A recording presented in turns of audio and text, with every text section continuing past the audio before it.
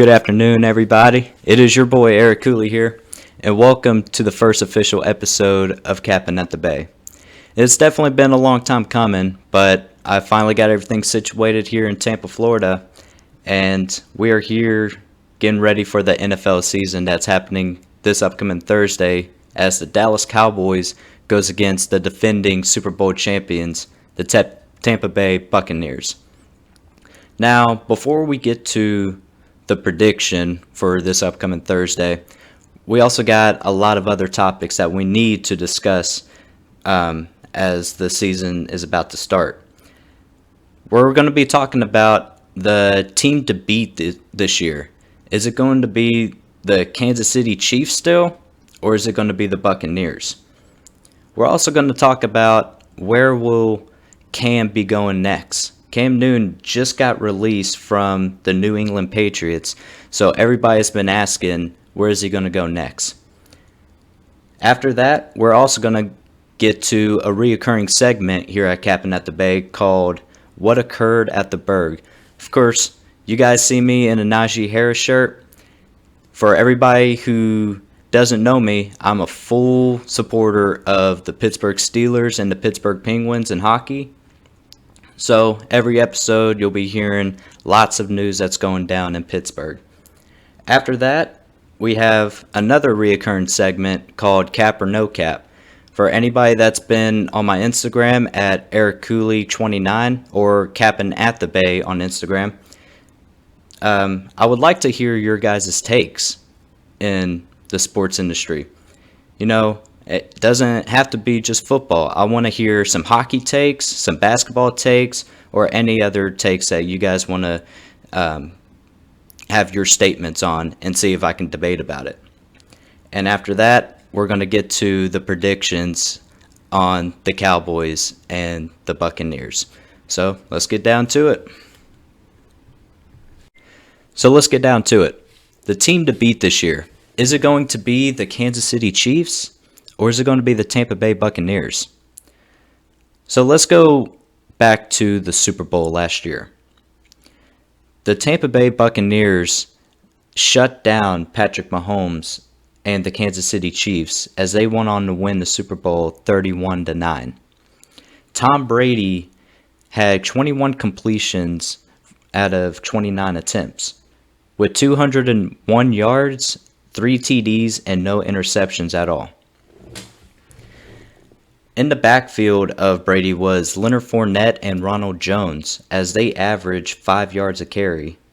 And let's not forget that all 22 starters of the Buccaneers have been re-signed, and they are also getting ready for this upcoming season.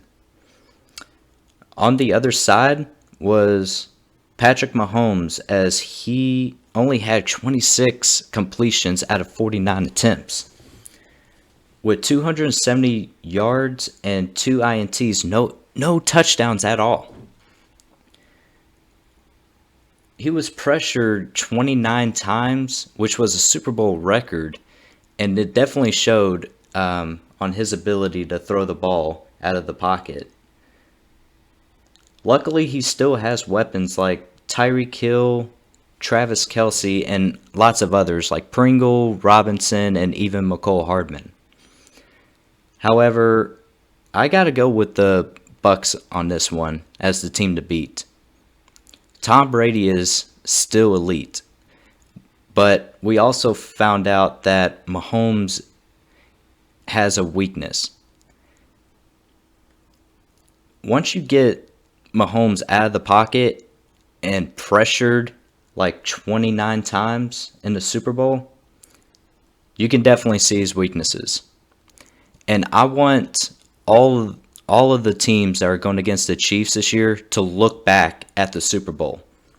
And I respect this guy, all right? He's definitely been doing a lot for the Kansas City Chiefs ever since he was the starter. But just the fact that the Chiefs signed him for $500 million to play 10 years for the Chiefs, I don't know. I definitely can't see him doing what he's been doing for the past 3 seasons. He can definitely have a peak, but at the same time, he's gonna have his downfalls no matter what. Tom Brady is still elite, and with people like Leonard Fournette and Ronald Jones in the backfield, he's going to be pretty good. Followed by Gronkowski, Antonio Brown, people like Chris Godwin, Mike Evans. They are definitely going to win their division this year and possibly make the Super Bowl back-to-back. Mahomes is good. I could definitely say that. Definitely top 3, in my opinion. But who knows? Maybe that could be another segment for another time. But for right now, I can only see Patrick Mahomes winning their division and possibly in the AFC Championship. I can't tell you right now who else is gonna make it to the playoffs with him and going against the Kansas City Chiefs. But for right now, if I gotta go with who's gonna win next year's Super Bowl, the Chiefs or the Bucs, you gotta go for the Buccaneers. The Chiefs also has a nice little schedule as far as going against the people in their division, like the Chargers, the Raiders, and even the Broncos with Bridgewater as the starting quarterback now. So a lot is going to happen this upcoming season with the Bucs and the Kansas City Chiefs. But for right now, let's go with the Bucs for now. And if I got to change my answer, I'm going to. But for somebody like the Dallas Cowboys and the Saints, the Panthers, the Falcons, those are 7 easy dubs right there for the Buccaneers. That's 7 right there. You still got to go out after the 10 other teams that's going against them this year. But for now, I have the Buccaneers at 14-3 this upcoming season. Just based off of the schedule, it's going to be their year again.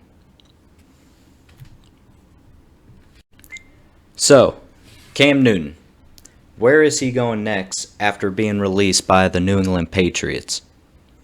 Mac Jones is now being the starting quarterback, and this rookie is actually mediocre if you ask me. But it's enough to have Cam packing and going and possibly finding another team. So where would he be going next? I got 2 options for this. After going through every single team and who their starters, who their backups are, I went down to 3 choices. Either going back to the Carolina Panthers, either the New York Giants, or the Las Vegas Raiders. Now you're probably thinking, Vegas, they got Derek Carr. He's also been with the Raiders for how long? It's definitely something you got to think about. If Derek Carr gets injured, who's going to be after him? They also got Marcus Mariota, who's been dealing with an ankle injury, if I remember. And you also got Nathan Peterman. You definitely can't have a third stringer, possibly a backup, in Nathan Peterman. I mean, you can also think about him going back to the Carolina Panthers with only Sam Darnold in there as quarterback. You also got Morgan, who just got drafted in 2020, and you also got Phillip Walker, who's 26 years old. He looked pretty good in the preseason, but if Sam Darnold goes down, would he be the starting quarterback? Then you got the New York Giants. New York Giants, who also has Mike Lennon, who's been in the NFL since 2013. You also got Brian Lewerke, if I am pronouncing that name correctly, who's 24 years old. He is also probably in his prime right now, but he's the third stringer. The starter is old Danny Dimes, Daniel Jones, who's been in it since 2019 and is not showing anything for the New York Giants. So if you ask me, out of those three, you got to go with the New York Giants. Danny Dimes, who can go up and down throughout the season, but if you're looking at overall, he's not getting the job done. And you also got to look at the backup, which is Mike Lennon, who's, if you're a backup for somebody who got drafted in 2019 and you've been in the NFL since 2013, most likely you're probably going to lose your spot as the backup. Now, you also got to ask yourself, would Cam Newton be a backup for a team? In my honest opinion, I don't think so. I think his ego would not let him be a backup, no matter how much money they would give him. That's why I went down to those three. You also got to look at the teams that just got quarterbacks, like the Jacksonville Jaguars and Trevor Lawrence, the New York Jets and Zach Wilson, Trey Lance and with the 49ers. So those were all scratch-offs right there. So New York Giants is my pick. Now my other option is I think he should just go back to his hometown in Atlanta, Georgia, and just go ahead and retire. My reason for that is he's lived a long life in the NFL. I believe he got drafted in 2011 by the Carolina Panthers, and he showed out in Carolina. Don't get me wrong now. The farthest he's been in was the Super Bowl against the Denver Broncos, but he didn't show up in the Super Bowl. And after that, he made a couple of playoff appearances, but couldn't get far, as in an NFC championship with the Panthers. That is my other option, because if you cannot show up and play with Bill Belichick and the New England Patriots and only get a 9-7 record last year, if you can't show up in New England with Bill Belichick, you're not going to show up at all with any other team. So that's my take on Cam Newton. If you guys have any takes with Cam Newton on where he should be, where he should go, or just want to agree with me, go ahead and DM me at Cappin' at the Bay. I want to hear everybody's takes on this, because my honest opinion, he's been in the industry for 7-8 years, if my math is right. That's a long time for somebody like Cam Newton. But his elusiveness, his ability to throw accurate, it's not there like it was with the Carolina Panthers and his run into the Super Bowl that year. So now it is time for a recurring segment here at Cappin' at the Bay. It is called What Occurred at the Burgh. Of course, I mentioned it earlier that I am a big fan of the Pittsburgh Steelers and the Pittsburgh Penguins. And it would just be reports on what happened in the training camp, practice, in the locker room, things in that nature, and just see if it impacts the upcoming seasons for them. So what exactly occurred at the Burgh recently? According to sources, there was a scuffle that happened in one practice between Minkah Fitzpatrick and Chase Claypool. Apparently they had a drill, and it occurred in the end zone, and ended up in a dog pile that started between Fitzpatrick and Claypool. So, does this even impact the Pittsburgh Steelers negatively as they are about to start their season? I just don't know why. I don't know why people think that this is going to be bad for the Steelers. And I want to tell you guys a little story about what I had going on in my life.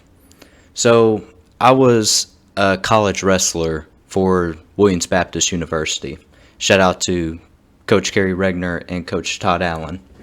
But in the wrestling room, things get a little chaotic. People are dropping weight. They're trying to fight for a starting position on the team. And lots of stuff can happen. So, there was one time in the wrestling room where it was our 157-pounder going against a 165-pounder. Of course, they were trying to get down to their weight. It was days before competition. And, punches were being thrown. There was blood on the mat, people trying to separate them, and they thought that it was going to be occurring a lot throughout the season. And that's just the nature of the sport. Because at the same time, you got to think, is he going to be on the mat with me in competition? He's not. He's also going to support you throughout the competition and when you compete. That's the same with Minkah Fitzpatrick and Chase Claypool. They're going to get into scuffles. But at the same time, you're on the same team and you're not out there on the field at the same time. Now, I can understand if two wide receivers get at it or two defensive backs get at it. That's going to be a big impact on who's going to be blocking who in the passing routes. But for somebody who was on offense and the other person on defense, it's not going to be a big issue. I could see them just competing, trying to get a wide receiver one position and being the captain of the defensive backs. And that is definitely Fitzpatrick. Chase Claypool just got drafted. He's a young buck. But he's also going to make Pittsburgh home. So with that, they probably just settled it right now. They have their Sunday game against the Buffalo Bills. They probably handshook it. They probably made amends, and they're just ready to compete. That's the nature of the game, ladies and gentlemen.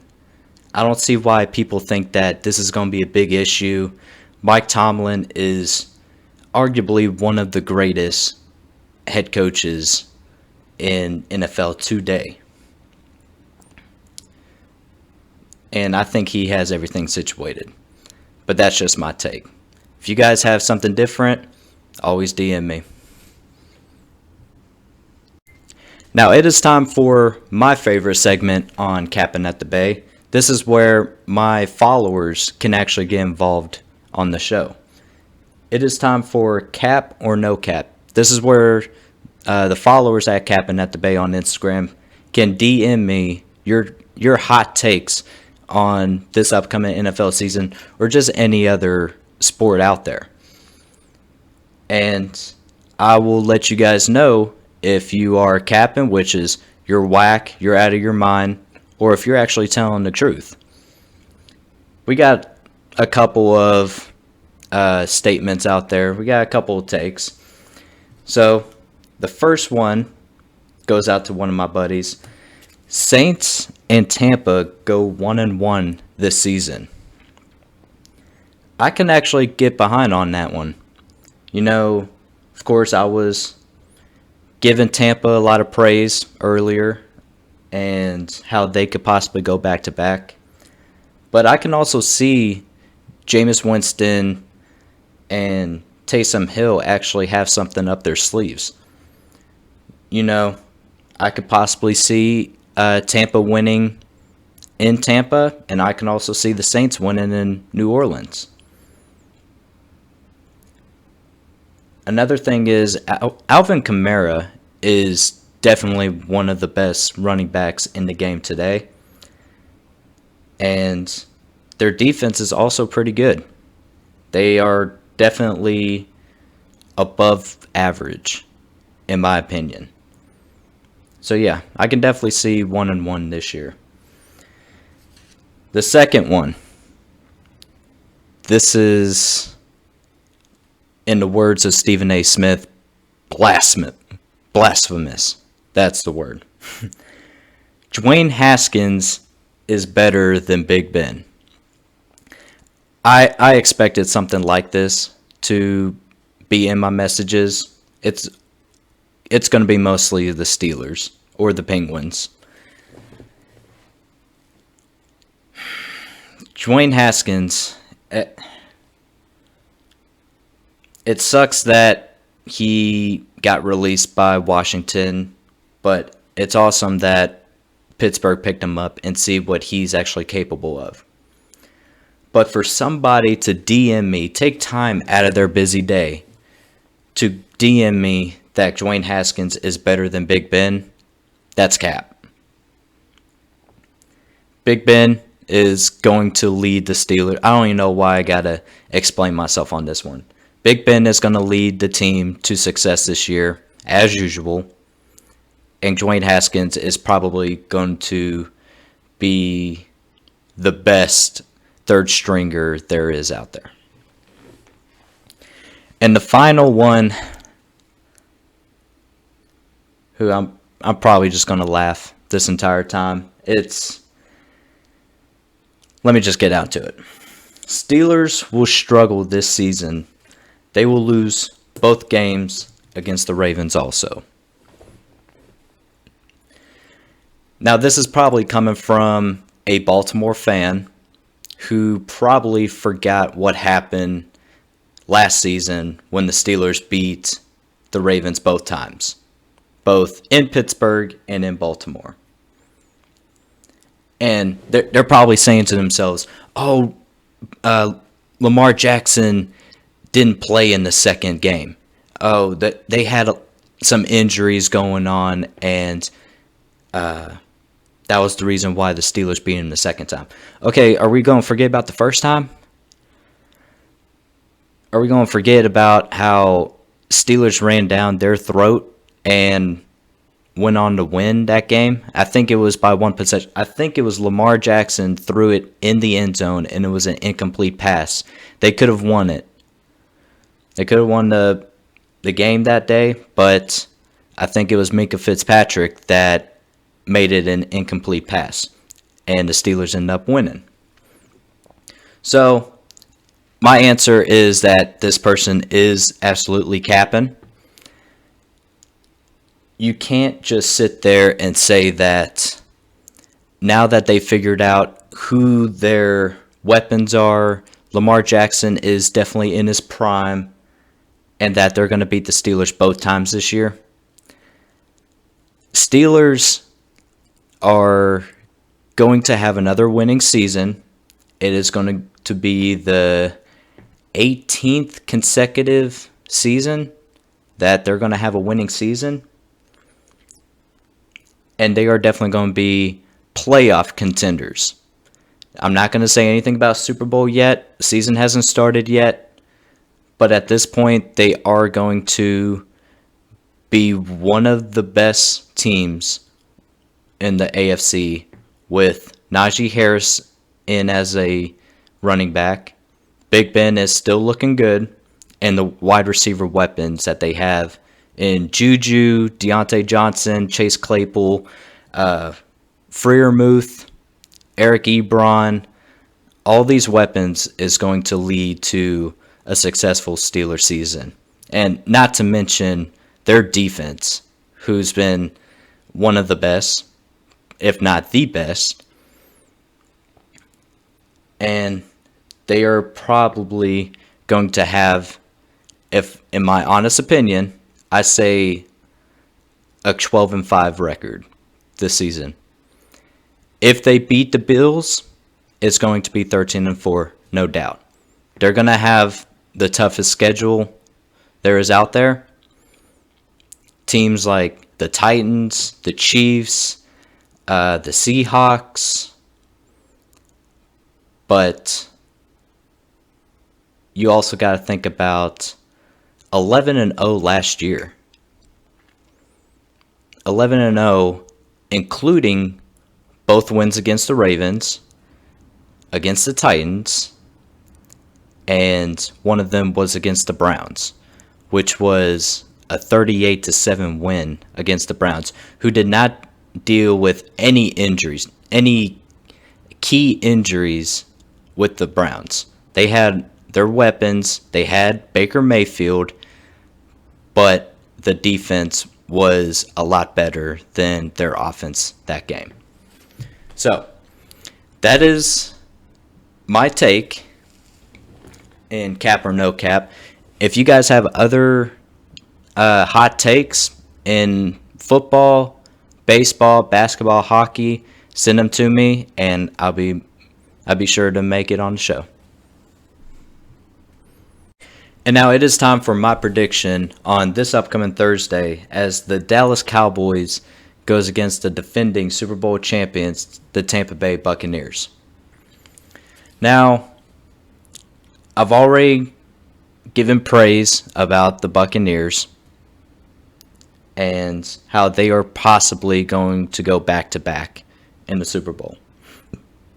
However, if you guys have seen Hard Knocks on HBO Max featuring the Dallas Cowboys, you can actually see that they actually got a squad in them now. However, the key injuries that I've noticed from the Dallas Cowboys, it's definitely going to be a big impact on them this year, especially this upcoming game. Tyron Smith is dealing with illness and is questionable. I can't tell you if that is COVID related or if he's been dealing with his neck injury that's been going on for quite some time. Randy Gregory is also dealing with a foot injury and is also questionable for this upcoming game. But the big injury that's going on is offensive guard Zach Martin, who actually just got tested positive for COVID and is listed out for this upcoming game. And it's actually good in the Bucs' favor, as the only key injury that they have is Ndamukong Suh, if I'm pronouncing that right, who was tested positive for COVID, but they just activated him for this upcoming game. So, I got to give respect for Dak Prescott. If you guys have seen HBO Max's Hard Knocks with the Cowboys, this guy is definitely ready to play some football now. With that gruesome ankle injury that he had earlier in the season last year, you can tell that he is now ready to play. It's not about the money anymore. He is set and ready for a successful season with the Cowboys this year. However, I don't see any good story with the Cowboys this upcoming Thursday. I think the Buccaneers are definitely going to beat them. And by definitely, I mean a 2-possession game. It's not going to be a 1-possession game Thursday night. I could see the Tampa Bay Buccaneers beating the Cowboys 30-21.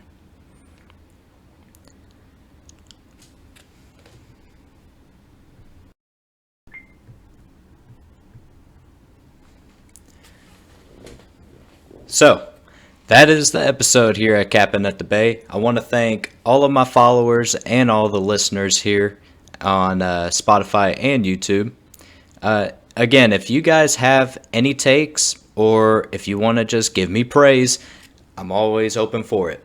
But I'm going to see you guys real soon as we make another episode of Capping at the Bay. But for now, take care, have a happy Labor Day, and I'm going to see you guys soon.